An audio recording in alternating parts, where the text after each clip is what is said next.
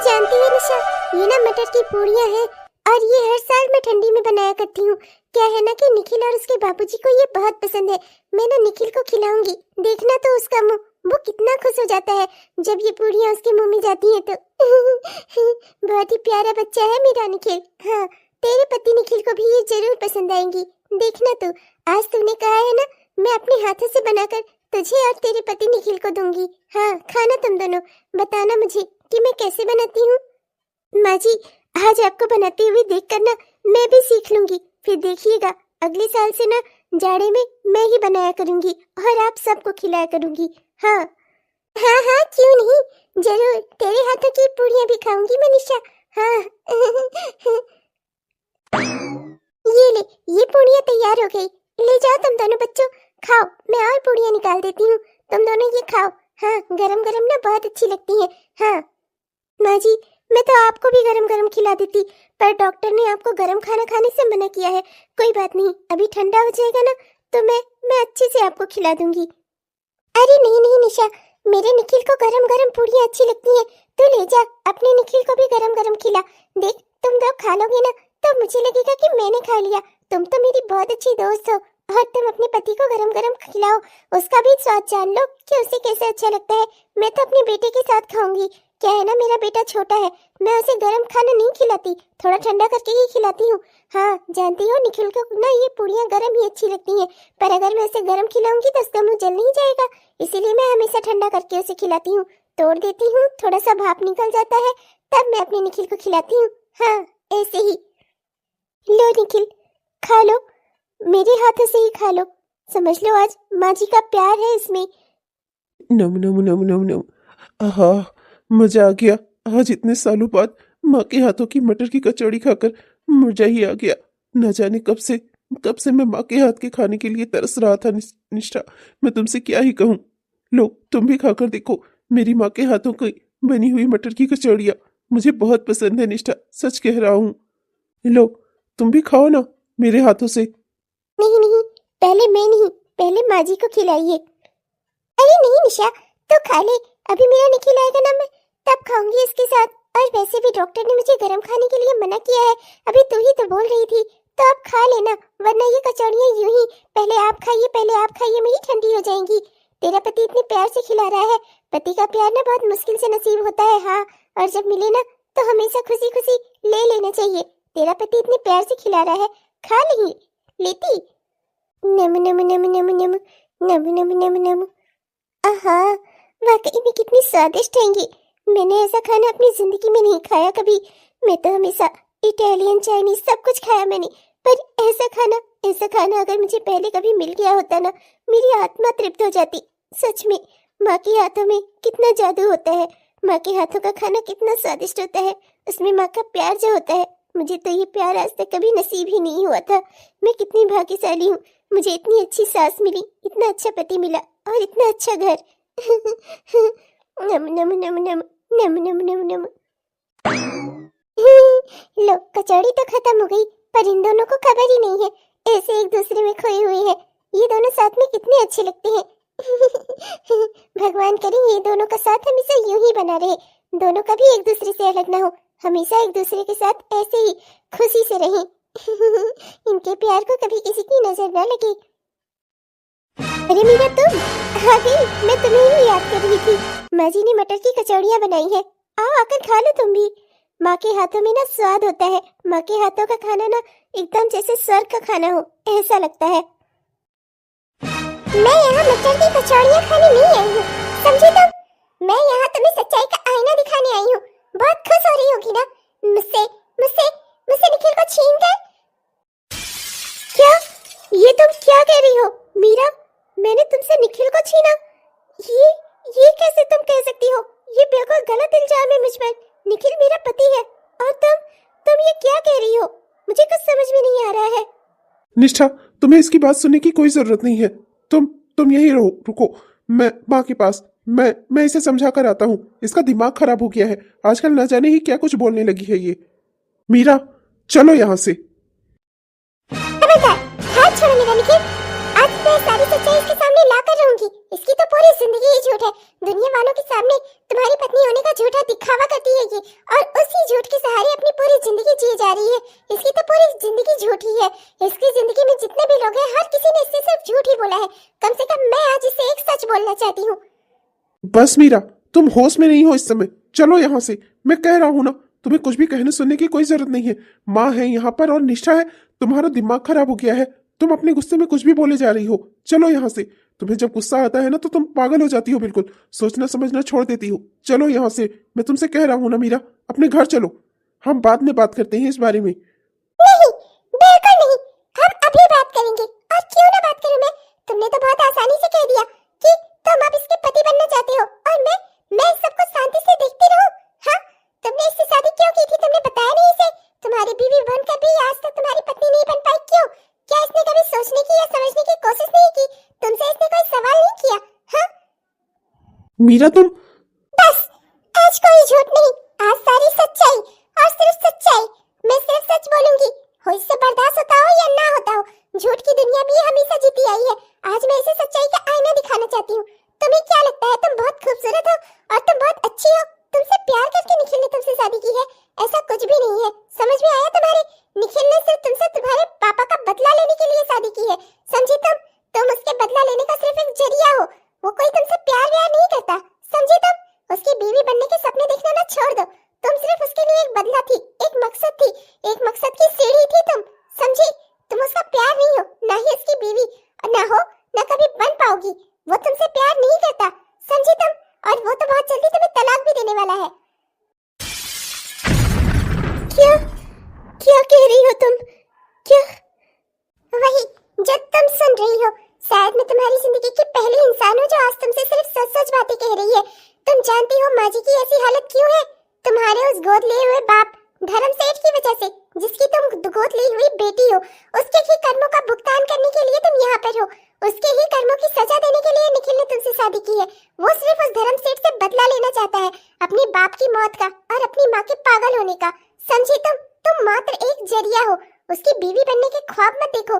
तुम इस रिश्ते को सच मान रही हो, ये रिश्ता सच नहीं है, ये एक झूठ है जो निखिल ने बुना था, सिर्फ तुम्हें अपने जाल में फंसाने के लिए, जिससे तुम उस व्यवसायी के बेटे से शादी ना कर सको और धर्म सेठ और पावरफुल ना हो सके। धर्म सेठ को गिराने का, उससे बदला लेने का ये पहला तरीका था जो निखिल ने अपनाया था। क्या तुम सच कह रही हो? मेरे पापा ने, निखिल, मेरे पापा ने क्या किया था तुम्हारे पापा के साथ? मुझे सब सच सच बताओ। आखिर बात क्या है, सच्चाई क्या है? प्लीज भगवान के लिए आप मुझसे कोई झूठ मत बोलो।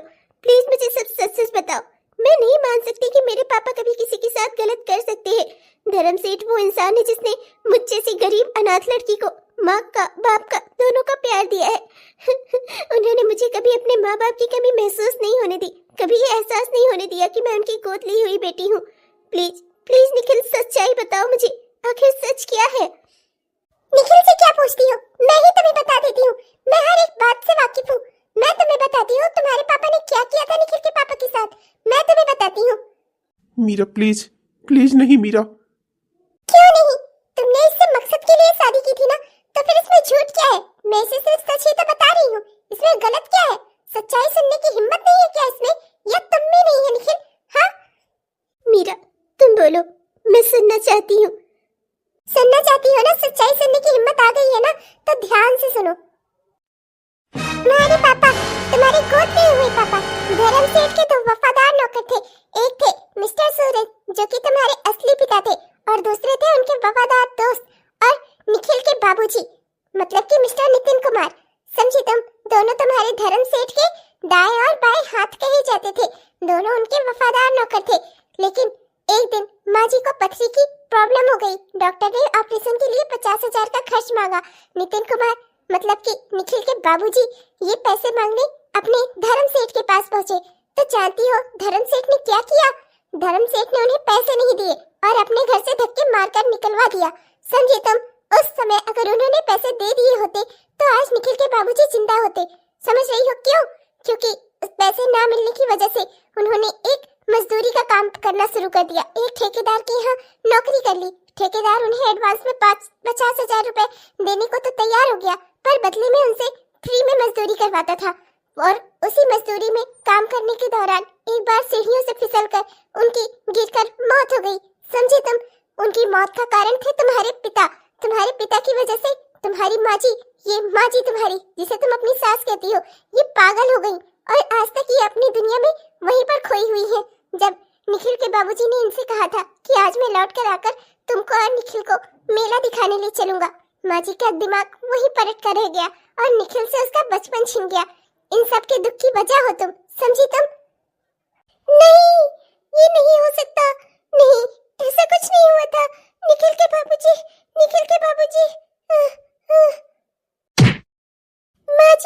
माँ जी क्या हो गया आपको? माँ जी होश में आइए, माँ जी उठिए, माँ जी।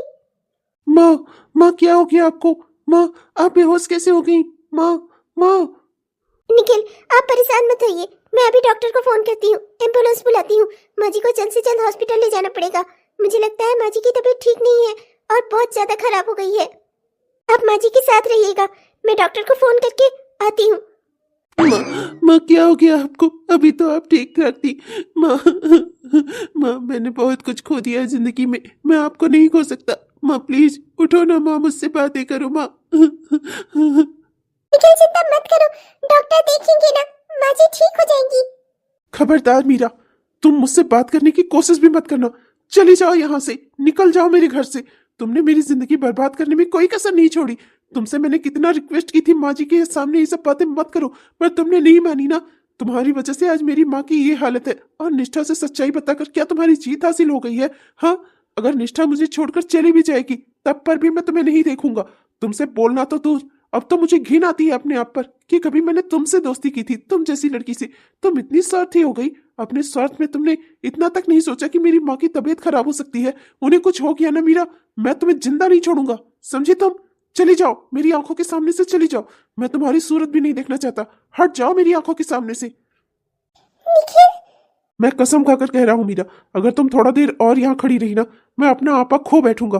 भूल जाऊंगा मैं कि कभी तुम मेरी अच्छी दोस्त हुआ करती थी, तुमने मेरी माँ की देखभाल भी की थी। चली जाओ यहाँ से, मुझे अपनी सूरत मत दिखाओ। चली जाओ यहाँ से मीरा, चली जाओ। निखिल जल्दी करिए, एम्बुलेंस वाले आ गए हैं, माँ जी को हॉस्पिटल में एडमिट कराना होगा। डॉक्टर ने यही कहा है, इनका अच्छा इलाज वही हो पाएगा। चलिए जल्दी। माँ माँ। निष्ठा, माँ को कुछ होगा तो नहीं ना? देखो निष्ठा, मैं अपनी जिंदगी में बहुत कुछ खो चुका हूँ। अपने पिता को, अपना पूरा बचपन, अपनी जिंदगी भर मैंने खुद को अकेले पाला है। अब मैं और कुछ नहीं खोना चाहता। निष्ठा, माँ ठीक तो रहेंगी ना? उन्हें कुछ होगा तो नहीं ना? निष्ठा प्लीज बोलो ना। तुम चिंता मत करो, माँ जी को कुछ नहीं होगा। हम सबका प्यार है उनके साथ, वो ठीक हो जाएंगी। तुम चिंता मत करो निखिल, माँ जी को कुछ नहीं होगा। ये सब कुछ मेरी वजह से हुआ। आज तक किसी का बदला लेने से कोई भला नहीं हुआ है, पर फिर भी मैं बदला लेने चला। मेरी माँ ने मुझे कभी ये सब नहीं सिखाया था। क्यों मैंने ऐसा किया? ये सब मेरी वजह से हुआ है। मेरी वजह से मेरी माँ की आज ये हालत है। उसकी जिम्मेदार मीरा नहीं, मैं हूँ, मैं। निखिल संभालो खुद को, कुछ नहीं होगा माँ जी को, सब ठीक रहेगा। प्लीज निखिल संभालो खुद को। निष्ठा, मैं तुमसे भी कुछ कहना चाहता हूँ। आई एम सॉरी, प्लीज मुझे। अरे डॉक्टर साहब, कैसी है माँ जी? वो अब खतरे से बाहर है। अभी 2-3 घंटों तक उन्हें होश नहीं आएगा, उसके बाद आप लोग उनसे मिल सकते हैं। पूरी तरह एक बार वो होश में आ जाए तब देखते हैं कि उनके दिमाग पर कितना असर हुआ है किस बात का। अभी हम कुछ कह नहीं सकते, पर वो खतरे से बाहर है। लेकिन उन्हें बहुत तगड़ा सदमा लगा था किसी बात का, इसी वजह से वो बेहोश हो गई थी और उनका ब्लड प्रेशर एकदम लो हो गया था। पर अब खतरे की कोई बात नहीं है, अब वो पहले से काफी बेहतर है। 2-3 घंटों में उन्हें होश आ जाएगा, तब पता चलेगा कि आखिर सदमे का असर कितना गहरा हुआ है। Thank you so much doctor साहब, आपका बहुत बहुत धन्यवाद। आपने मेरी माँ की जान बचाकर मेरी जान बचा ली है। अरे कोई नहीं जी, ये तो हमारा फर्ज है। 2-3 घंटों बाद आप लोग अपनी माँ से मिल सकते हैं। हाँ निष्ठा, देखो ना तुम्हारी दुआओं में कितना असर है, मेरी माँ ठीक हो गई। निष्ठा, माँ जी ठीक हो गई है, अब तुम्हें किसी के सहारे की जरूरत नहीं है। 2-3 घंटों बाद तुम माँ जी से मिल सकते हो, उनका ख्याल रखना। रुको निष्ठा, मेरी बात सुनो। हाँ निखिल बोलो ना, सुनती हुई ही तो आई हूँ। आज तक सिर्फ तुम्हारी बात ही तो सुनी है, अपनी तो मेहनत कभी तुम्हें कुछ सुनाया भी नहीं। बोलो ना निखिल, क्या कहना चाहते हो? पर एक बात जरूर बताना कि सच कह रहे हो या झूठ। प्लीज मुझे माफ कर देना, मैं अपने किए हुए पर बहुत शर्मिंदा हूँ। मैं मानता हूँ कि तुम्हारे पापा के किए हुए कामों में तुम्हारी कोई गलती नहीं थी। प्लीज मुझे माफ कर देना, पर सजा सजा मैंने तुम्हें दी। तुम्हारी फीलिंग्स के साथ मैंने खिलवाड़ किया। प्लीज निष्ठा, हो सके तो मेरी इस भूल को माफ कर देना। ओह, तुम्हें मेरी माफी चाहिए? हाँ अच्छा लगा सुनकर मुझे। तुमने मुझसे शादी की थी, मुझे प्यार के झूठे सपने दिखाए थे, और अब तुम्हें मुझसे माफी भी चाहिए। क्या तुम्हें सब कुछ मुझे से चाहिए निखिल? हाँ, कभी तो कुछ देने की कोशिश करो मुझे। हाँ खैर, दिया तो है तुमने मुझे। इतना बड़ा दुख, इतना बड़ा दर्द, है ना? निष्ठा, मैं जानता हूँ इन सब में तुम बेकार में ही फंस गई। प्लीज मुझे हो सके तो माफ कर देना। तुम्हें मेरे पापा से बदला चाहिए था। तुम्हें अपना बदला पूरा करना था। एक बार सच कहकर तो देखते, मैं खुद खड़ी होती तुम्हारे साथ। पर अब क्या फायदा? अब मैं ये सब कुछ जान चुकी हूँ कि तुम तो मेरे कभी थे ही नहीं। जो सपने मैंने देखे थे वो सब झूठे थे, है ना निखिल? नहीं निष्ठा, प्लीज समझने की कोशिश करो। ये सब कुछ बस ऐसे ही होता चला गया। मुझे और कोई रास्ता समझ में नहीं आया। गलती से ही तुम इन सब में उलझती चली गई। सारी गलती मेरी ही है निष्ठा। हो सके तो मुझे माफ कर देना। निखिल, जाने से पहले मैं तुमसे एक सवाल पूछना चाहती हूँ। प्लीज इस बार सच सच बताना। प्लीज प्लीज निखिल, मैं तुम्हारे आगे हाथ जोड़ती हूँ। प्लीज इस बार सच बोलना। जब मुझ पर गोली चलाई गई थी, उस वक्त तुमने मेरी जान बचाने के लिए खुद को आगे कर दिया था। निखिल, क्या सच में उस वक्त तुम्हारे दिमाग में क्या था? क्या सच में तुम मुझे बचाना चाहते थे, या फिर सिर्फ बदला लेने के लिए, अपना मकसद पूरा करने के लिए ये सब किया तुमने? बताओ, क्या सच में तुम मेरी जान बचा रहे थे? मेरी जान बचाने के लिए तुमने अपनी जान सच में खतरे में डाली थी, या सिर्फ अपना मकसद पूरा करने के लिए? प्लीज निखिल, सच सच बताओ मुझे। निष्ठा, क्या इतने वक्त तक मैं तुम्हारे साथ रही, तुम्हारे आसपास रही, क्या कभी भी तुम्हें मेरे प्यार का एहसास नहीं हुआ? निखिल सच बताना, क्या तुम्हें कभी एक पल के लिए भी मुझसे प्यार नहीं हुआ? बोलो निखिल, सच बोलो। आई एम सो सॉरी निष्ठा, मुझे तुम्हारा दिल नहीं तोड़ना चाहिए था। ओह, मुझे मेरा जवाब मिल चुका है।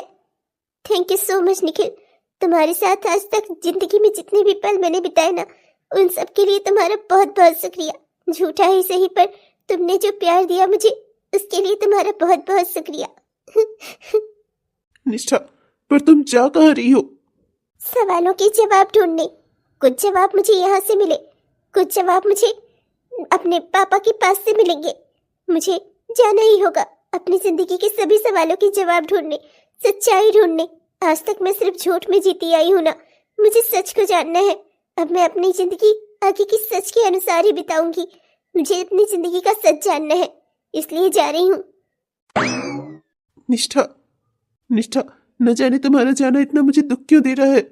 मैं तो तुमसे कभी प्यार भी नहीं करता था, और ना ही मैंने कभी इस शादी को सच माना। फिर आज मुझे तुम्हारे दुख से तकलीफ क्यों हो रही है? क्यों मुझे तुम्हारा दर्द महसूस हो रहा है? क्यों है ऐसा? क्या मीरा जो कह रही थी वो सच है? तो मैंने इतनी बड़ी गलती कैसे कर दी? कैसे? पूरी आगे की जिंदगी तुम्हारे बगैर बिताने के बारे में सोच भी नहीं पा रहा हूँ, और मैं तुम्हें रोक भी नहीं पा रहा हूँ। क्या करूँ निष्ठा? अपनी जिंदगी में इतना कंफ्यूज मैं कैसे हो सकता हूँ? अरे मुझे समझ में नहीं आ रहा है, तुम सब इतने ढेर सारे लोग मिलकर मेरी बेटी को नहीं ढूंढ पा रहे हो। हाँ, अगर मेरी बच्ची को कुछ हुआ ना, तो देख लेना, तुम सबको मैं जिंदा ही दफन कर दूंगा। समझे तुम लोग? अरे तुम लोग से एक काम ठीक से नहीं होता। मेरी बेटी को नहीं ढूंढ पा रहे हो, और उस बॉडीगार्ड, उसका कुछ पता चला, उसका असली घर कुछ पता कर पाए तुम लोग? अरे साले निकम्मो, तुम लोग किसी काम के नहीं हो। रखो फोन। अगर 2 दिन के अंदर मेरी बेटी का पता नहीं चला ना, देख लेना, तुम सबको मैं जिंदा जला दूंगा। इन नालायकों को खिलाना पिलाना बेकार है, चाहे जितने पैसे खर्च कर दो इन पर, किसी काम के नहीं है निठल्ले साले। अब मुझे किसी अच्छे इंसान को ही लगाना होगा अपनी बेटी को ढूंढने के लिए। न जाने ही मेरी बच्ची कहाँ होगी। अरे निष्ठा, मेरी बच्ची कैसी है तू बेटा? और ये सब कपड़े ये निष्ठा, कहाँ थी तू? हाँ, क्या हुआ मेरी बच्ची? बोलना, तो इतना रो क्यों रही है बेटा? मैं तुझे देखकर ना बहुत खुश हूँ बेटा। बताना मुझे, कहाँ चली गई थी तू? तुझे पता नहीं है मैं कितना परेशान हुआ। मैं तुझे अगर एक दिन ना देखूं तो मेरा दिन नहीं बीतता, और तू अचानक से मेरी आंखों के आगे से ओझल हो गई। तुझे पता भी है मेरे दिन और रात कैसे गुजरे। बेटा निष्ठा, तू कैसी है? कहाँ थी? कुछ बताएगी अपने बारे में? बेटा, तेरे बगैर यहाँ एक भी दिन मेरा नहीं गुजरा। और तू तू कहाँ चली गई थी मेरी बच्ची? बता ना मुझे बेटा, कहाँ थी तू? किसकी वजह से भाग रही थी तू? एक बार मुझे उस इंसान का नाम बता दे। मैं ना उसकी खाल खींच लूंगा। तू बस एक बार नाम बोल उसका। और वो तेरा बॉडीगार्ड, वो कहाँ चला गया? डैड, आपने आज तक मुझसे जो कुछ कहा है सब कुछ सच ही बोला है ना? आपने मुझसे कभी कुछ छिपाया तो नहीं है ना? डैड, सच सच बताइएगा, आपने मुझसे हमेशा सारी सच्चाई ही कही है ना? तू कहना क्या चाहती है? खुल के बताएगी मुझे? डैड, कहना नहीं, मैं जानना चाहती हूँ। नितिन नितिन कुमार कौन थे? बोलिए ना डैड, आप चुप क्यों हैं? नितिन कुमार कौन थे? बताइए, मुझे उनके बारे में जानना है। आखिर आखिर आपका और उनका क्या रिश्ता था डैड? बोलिए ना, आपने मुझसे आज तक सब कुछ सच सच बोला है ना? तो बोलिए ना डैड, आप और नितिन कुमार क्या थे? आप दोनों एक दूसरे के लिए? बोलिए ना डैड, आपका और नितिन कुमार का क्या रिश्ता है? रहने दे, जाने दे, छोड़ दे इन सब पुरानी बातों को। तुझे अचानक से नितिन कुमार का ख्याल क्यों आ गया? भूल जा उस इंसान को। मैं भी भूल चुका हूँ उसे, और तू भी भूल जा। वो एक अतीत था, और वो पन्ना मैं बंद कर चुका हूँ। नहीं छोड़ सकती डैड, नहीं छोड़ सकती मैं ये बातें। मुझे जानना है, आपके गुजरे हुए अतीत के पन्ने मेरे वर्तमान के दरवाजे को खटखटाने लगे हैं। मुझे जानना है डैड, कि आखिर आपका और नितिन कुमार का क्या रिश्ता था? आखिर आखिर नितिन कुमार और आपके बीच में क्या था? बताइए ना डैड, आपकी वजह से, क्या आपकी वजह से नितिन कुमार? तू बस ये समझ ले कि कुछ अतीत के पन्नों को ना अतीत में ही दफन कर देना चाहिए। उन्हें वर्तमान में खोलना भी नहीं चाहिए। तो ये सब बातें भूल जा, जैसे मैं भूल चुका हूँ। भूल जा नितिन कुमार को, मत याद कर उसे। आपने मुझे उनके बारे में कुछ क्यों नहीं बताया डैड? मैं दफन नहीं कर सकती अतीत के पन्नों को। मुझे जानना है सच, आपने मुझे उनके बारे में क्यों नहीं बताया? क्यों आपने हमेशा लोगों में सिर्फ ये बात बताई कि आपके सिर्फ एक ही वफादार थे, और वो थे मेरे पिता, मेरे असली पिता मिस्टर सूरज। तो मिस्टर नितिन कुमार के साथ आपका क्या रिश्ता था डैड? बताइए मुझे, आप उनके बारे में किसी से कुछ क्यों नहीं कहते? क्यों भूल गए आप उनके परिवार को? जानना है सच मुझे डैड, प्लीज बताइए ना, प्लीज। आज मैं बिना सच जाने यहाँ से नहीं जाऊंगी, आपको बताना ही होगा।